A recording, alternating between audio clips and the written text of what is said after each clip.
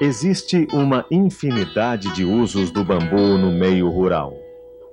Em determinados países, o bambu é usado em construções, por ser um produto resistente, barato e de muito bom gosto quando bem empregado.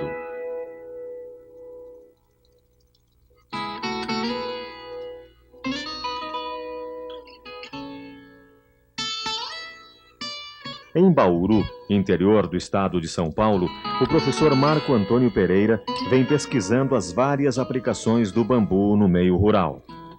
Ele nos conta um pouco de seu trabalho desenvolvido na Unesp. Tradicionalmente, o bambu tem acompanhado a cultura humana, né, desde que ela surgiu. Tanto que na China são citados como aplicações, as 4.000 diferentes aplicações do bambu, nas mais diversas atividades humanas.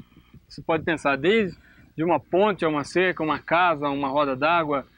Ou seja, é muita aplicação, 4.000 usos diferentes para bambu. Aqui no Brasil existem já algumas aplicações como móveis, como vara de pescar, alguma coisa de papel. E a gente está introduzindo esse uso da irrigação, do tubo, mas é possível ainda se fazer outras aplicações, né? Uma interessante é o uso como casa, como habitação, de baixo custo. Outro, como você pode fazer quiosque, cerca, ou seja, ele tem um uso, principalmente meio rural, muito grande, né? Basta você ter uma moita ou duas na sua propriedade para você ter uma madeira muito boa com as mais diversas finalidades. Ele também é um material para reflorestamento, para você fazer mata ciliar. Para alimentação, ele produz um broto muito bom, rico em proteína, como se come no restaurante chinês. E aqui na Unesp, além da tubulação, a gente está desenvolvendo também o bambu como madeira, ou seja, como madeira compensada, aglomerada, para você poder fazer piso, poder fazer um material de revestimento de parede ou de forro. Esse é um cabo de ferramenta. Então essa é uma área que também a gente está tentando explorar aqui, a partir desses bambus prioritários que nós estamos implantando aqui no nosso campus da Unesp. Um trabalho desenvolvido pelo professor que apresentou resultados positivos é o uso do bambu gigante na irrigação. É uma alternativa interessante ao pequeno agricultor. Nessa área nós temos a irrigação de bambu em funcionamento. Nós aproveitamos uma linha de PVC que já existia aqui no local e a partir dela nós emendamos o bambu para ver se funcionava essa emenda. E então toda a área à frente ali que está jogando água, o bambu, ele está enterrado, tá? Não é possível de ver que ele está enterrado. E trabalhando como um sistema de irrigação por aspersão convencional e nesse caso de pequeno porte. Nossa área é limitada aqui a 70 metros, 70 por 70, o que é uma área razoável para se fazer uma pequena agricultura.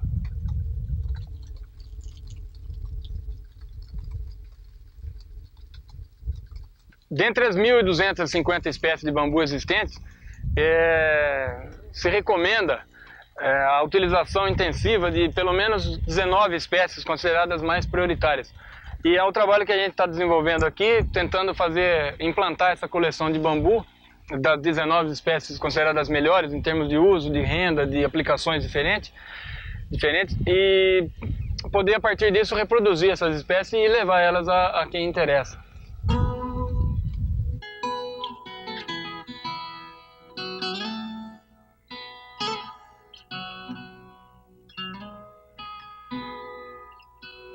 Essa aqui é uma moita de bambu gigante, né? O nome é Dendrocalamus gigantes. É um bambu relativamente comum no nosso meio.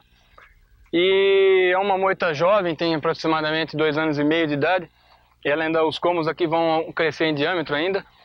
E uma moita adulta dessa, a partir dos 5 anos, ela vai produzir comos que vão atingir 30 metros de altura, com diâmetro interno, ou seja, um diâmetro para conduzir água, um diâmetro livre, de aproximadamente 4 polegadas.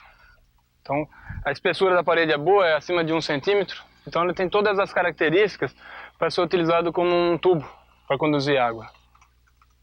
Além das vantagens agronômicas de você poder reproduzir dessa espécie ser reproduzida através do próprio como e produzir anualmente sem necessidade de replantio. Ou seja, você corta o como, ele nasce sozinho outro como que vai ser utilizado novamente daí 2, 3 anos. Ou seja, o bambu ele produz continuamente, é uma planta perene com produção contínua de tubos ou comos. Segundo o professor, os tubos enterrados apresentam uma boa durabilidade, principalmente quando o bambu é tratado.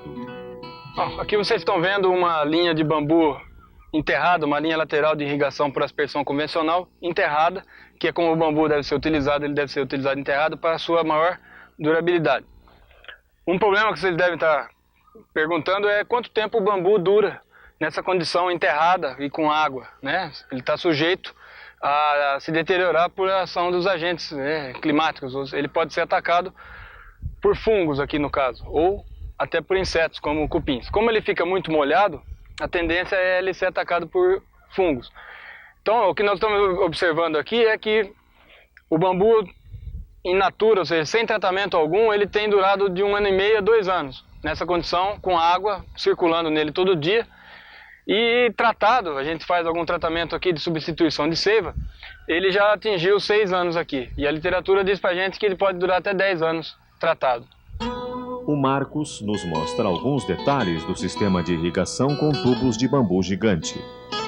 Para viabilizar esse sistema, ele desenvolveu e adaptou algumas ferramentas.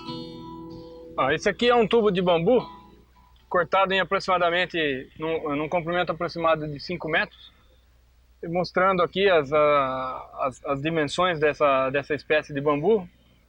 Ela é extremamente grande, o diâmetro em torno de 4 polegadas interno, mais a parede, que deve ter uma espessura entre 1 e 1,5 cm. Ou seja, ele é muito forte, ele suporta pressão em torno de até 40 metros de coluna.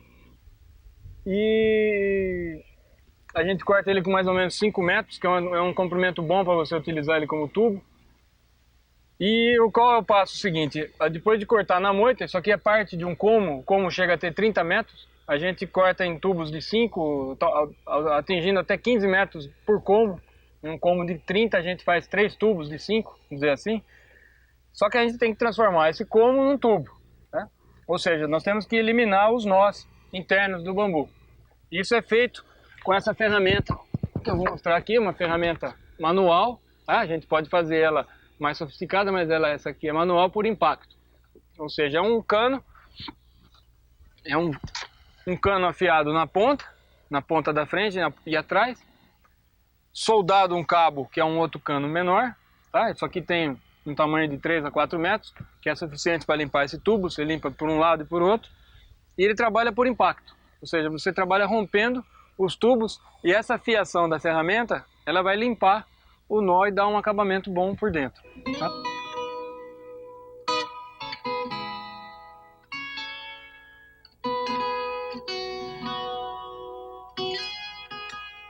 Essa ferramenta de impacto manual, ela trabalha, você introduz a ferramenta na ponta do bambu e vai numa mesa, por exemplo, adequada, e vai trabalhando por impacto. Você vai batendo e rompendo os nós sucessivos e limpando esse bambu, o que dá em torno de 5 a 10 minutos por como para poder estar bem limpo por dentro. Após esta tarefa, pode-se furar o bambu, fazer uma rosca e colocar o aspersor. Com as ferramentas certas, é um trabalho simples e rápido. Outro detalhe interessante é o encaixe dos tubos feito com borracha. Nós já limpamos o bambu internamente, transformamos ele num tubo, fizemos a instalação do aspersor, como foi mostrado, e agora o próximo passo é unir um tubo ao outro, o que é feito de uma maneira simples, encostando um bambu com o outro.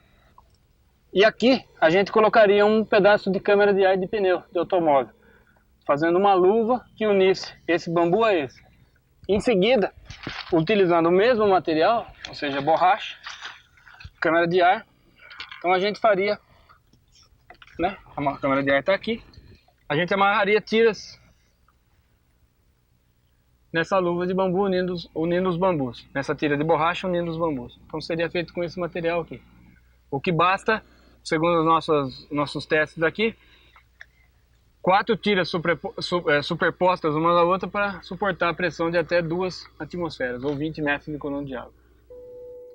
O resultado de todo esse trabalho é um sistema de irrigação apropriado ao pequeno agricultor. Quem deseja saber mais sobre o assunto deve entrar em contato com a Unesp de Bauru.